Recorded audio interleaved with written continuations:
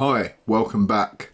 This is an update on TRT and it's going to focus specifically on sex because that is the subject that most guys are probably more interested in. You know, obviously you've got people that want to take TRT because they've got a host of symptoms, but out of those symptoms, one of the most important ones for most guys is the sexual dysfunction related symptoms.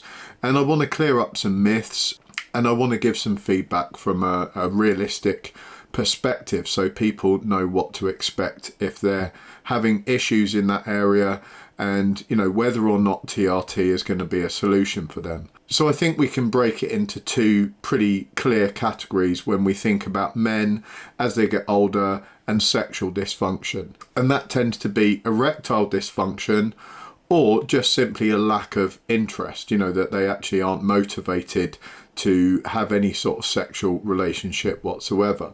So let's deal with both of those because they're both kind of separate, and TRT may or may not help. You know, so I want to make that clear that it's not this sort of golden ticket that's going to cure all these problems for people. So it's quite normal as guys get older. You may have been in a long-term relationship and things aren't going great, and that could have a number of unpleasant outcomes for the relationship. So a good and long-lasting relationship is normally dependent on a reasonable level of intimacy, and it's quite common that that starts to kind of die off as we get older. Now, if this is down to the inability to gain an erection, there could be two reasons for that. So it could be that there's actually something wrong with you in terms of, you know, the physical sense, like circulatory, for example, that is preventing you from having an erection.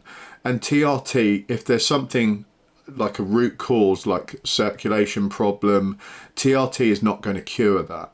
You know, so the first thing I would do is go to a doctor and actually get checked out. That could be the first sign that you've actually got something quite seriously wrong with you, and that needs to be checked out so it can be crossed off the list. Now, there's a fairly easy way to kind of know yourself if this relates to you or not, because people that lack desire, you know, if you've got really low testosterone levels and you're just not desiring any sex, then it may seem like you have this sort of physical problem that you're not able to get an erection. And a fairly easy way to find out is, you know, are you waking up in the mornings with an erection? Have you got an erection during the night if you're having those kind of dreams? If the answer is yes to those, then there isn't a physical issue, because if there was a physical issue, you would never get an erection at all. It just simply wouldn't work. So if that's happening to you and nothing is going on down there at all, and you still have desire, for example, but it just simply isn't happening physically, then you do need to get to the doctor, because there will be some sort of physical root cause for that. It might be an illness, it might be some drugs that you're on for something else. There could be all kinds of reasons behind it, but you really need to get that crossed off the list.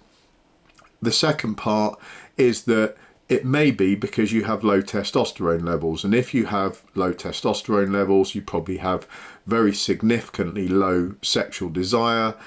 If that's the case, then you may be waking up in the morning with an erection, but you certainly won't be getting one easily, you know, in normal situations. If your partner's trying to promote a romantic evening or something like that, then you're just not going to become aroused because your testosterone levels are far too low. That's the kind of thing that TRT can really help with. For me, it helped a lot. I wasn't really struggling in that area, or at least I didn't think I was, but when I actually went on to TRT, I found that my urge to want to have sex increased greatly. Now, this can be both a blessing and a curse, right? Because if you're in a good relationship and your partner also wants to have more sex, then your urge increasing is a positive thing for that relationship. But it could also be a negative aspect that if your partner didn't want more sex, if they've got some menopausal stuff going on or some hormonal issues themselves, or maybe some physical problems themselves, then having an extremely horny guy like pestering them all the time is probably not going to be a good thing for the relationship in general. And there's also going to be guys out there that when their urges become greater, they are more likely to stray. You know, if they're not getting it at home and they've got these really strong urges, there's obviously going to be a pressure on them then to go and seek it elsewhere. Obviously, I would expect most guys to have the decency not to do that, the courtesy not to do that, but not all guys are great guys, right? So that's something to take into account. If you think you're the kind of person that wouldn't be getting their urges met at home, and you know that you are unable to control yourself in certain situations, then that's certainly something to think about. It could put a big strain on one's relationship. I would liken it to going back to when I was sort of 18. You know, that, like I said, I didn't feel I had any real problems in this area, but since being on TRT, I feel like I'm kind of 18 again when, you know, just your girlfriend kind of looking at you and winking or something is enough to kind of set your mind going. And it's also promoted like much more of a romantic relationship because of my increased urge and the fact that I feel like I'm kind of 18 again. I'm more inclined to take her out on dates, to you know, buy her gifts and to do these kind of romantic gestures that I'm pretty sure she's always wanted me to do as I've gotten older. And that kind of thing generally fades out in relationship. You know, they call it the kind of passion fades away. So it's brought a lot of that back again. So it's been really good for us as a couple. Some myths around this is that a lot of people have suggested that if you're on TRT, that adding testosterone shrinks people's dicks. People have also said it shrinks your balls. So there is some truth to that if you take exogenous testosterone, so you're not producing it within, then your body stops producing any. So even if you're producing only a very small amount, that would be your own production. Then you start adding testosterone, injecting it or with a patch, however you're going to add it, even that small amount you were producing gets completely shut off. Once that happens, your testicles over time can shrink. So basically they sort of get smaller and smaller. The skin still remains the same, so it looks kind of saggy. It's not particularly pleasant to look at. And for some people, it can actually even be uncomfortable. You know, if they're cycling or something like that, it can add a level of discomfort. So the way around that is to add something called HCG. This is actually a fertility drug. It's injectable. You can just inject it into the fat on your stomach. And this will actually kickstart your own production again. And then your testicles will remain at normal size, or if they have already shrunk, they will kind of come back to normal size over time. And your TRT advisor will help you with that, you know, if you need HCG. It's also important for guys that maybe are younger and are running TRT and they want to remain fertile. That would be vital for them as well.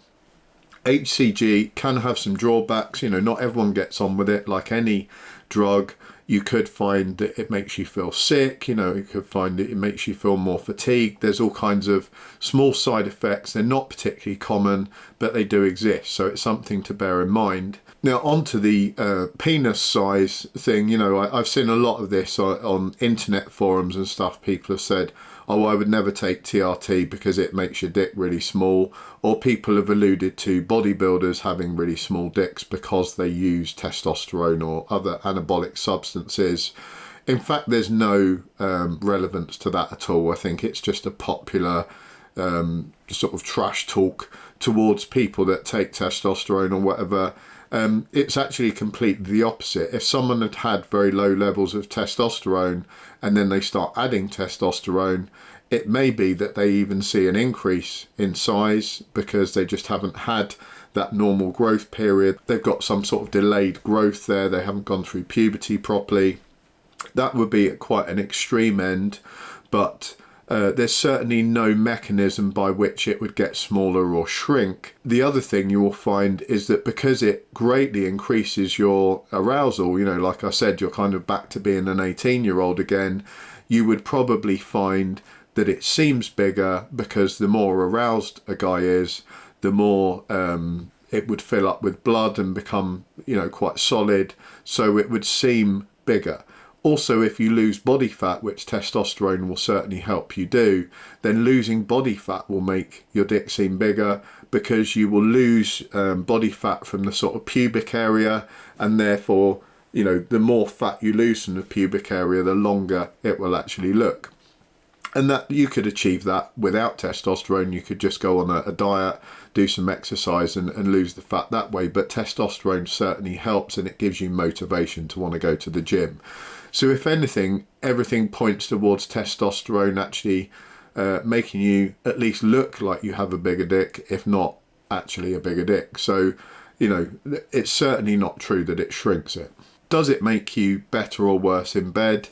Well, having an increased urge, I would suggest, makes you better, because if your desire is massively increased, then you're going to want it more, and you might find then that you've gone from being a guy that, you know, struggles to do something once to someone that maybe is having then multiple times a night sex. So there's definitely a benefit there. I'm sure a lot of women would be happy to hear that. Interestingly, I don't think there is a similar drug for women. I mean, if you gave women testosterone, it's true that it could have that effect on them, but also it would do a load of other stuff, like they would grow beards, you know, their voices would become deeper, they would get clitoral enlargement, all these unpleasant side effects, which are, by the way, completely irreversible, so there's no coming back from that. I certainly wouldn't recommend that. But if the main problem in the relationship is that the guy's urges are just too low, you know, and he's kind of given up on having a sex life, then TRT can definitely help. There's certainly some evidence to suggest that women going on to hormone therapy can help.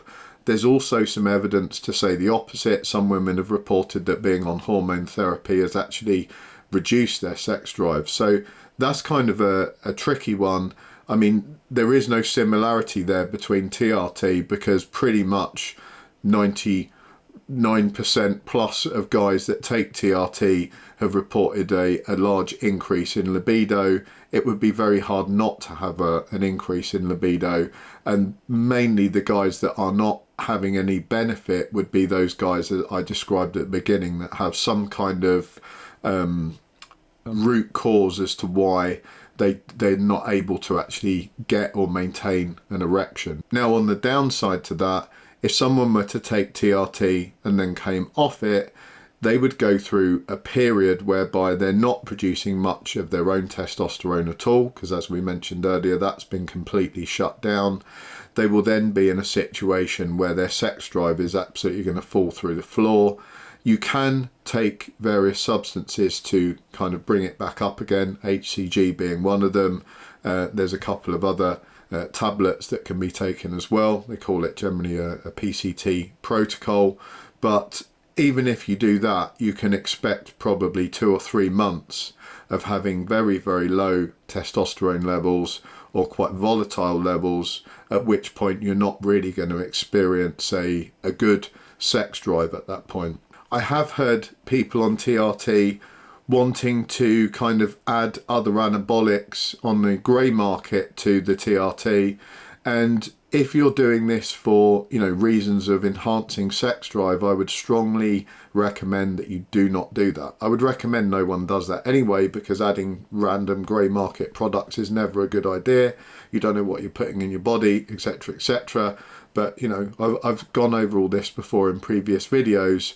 But in terms of sex drive, many of those anabolic substances can completely crush it.